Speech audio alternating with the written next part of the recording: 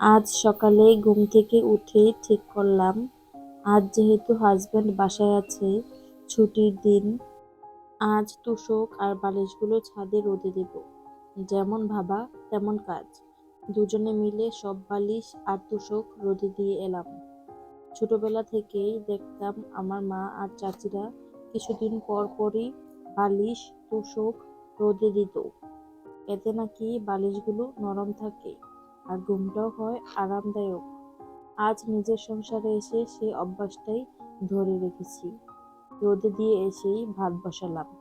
ভাত রান্না হতে হতে থালা বাসন ধুয়ে দিলাম। ভাত নামানোর পর কাঁচামরিচ, পেঁয়াজ, রসুন আর সব কিছু কেটে রান্নার জন্য রেডি করে ফেললাম। কাটাকুটির ঝামেলা একেবারে শেষ।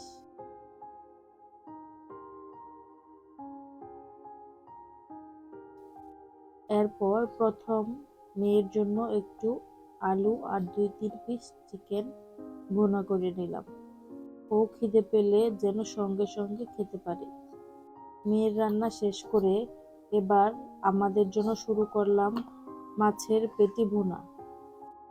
আমরা সবাই পেটি ভুনা এত পছন্দ করি যে যেদিন এটা রান্না হয় সেদিন আর অন্য কোনো তরকারি দরকারই পড়ে না বাসায়। অনেকে শুধু ভেজে খায়, কিন্তু আমি একটু অন্যরকম ভাবে রান্না খেতে করি। সত্যিই দারুণ হয়। এই রেসিপিটা আমি আমার চ্যানেলে দিয়ে দেব, কেউ চাইলে দেখে নিতে পারেন।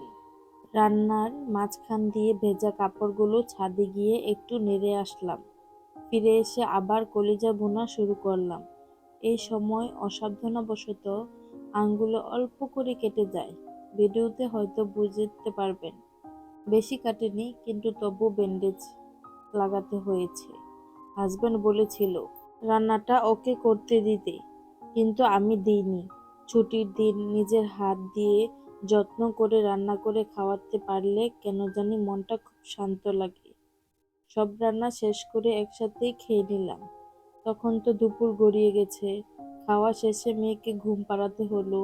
তার আগে ছাদ থেকে বালিশ আর তোশক নামিয়ে ভালো করে ঝেড়ে আনলাম। তারপর মেয়েকে ঘুম পাড়িয়ে আমরাও একটু রেস্ট নিলাম। আসরের নামাজের পর ভাবলাম একটু বাইরে বের হই। আজ ১৬ ডিসেম্বর আর বাসার সামনে মেলা বসেছে, তাই মেলায় গেলাম। মেলার ভিতরে ঢুকতেই বুঝলাম আজ ভিড়টা অন্য দিনের তুলনায় অনেক বেশি। এর মধ্যেই মেয়ের চোখ পড়ে একটা খেলনার উপর, ড্রাগন ট্রেন। ওর খুব শখ হলো উঠবে। আমি নিজে উঠিনি, কারণ এসব রাইডে আমার একটু ভয় লাগে। তাই মেয়ের বাবাই ওকে উঠিয়ে দিল।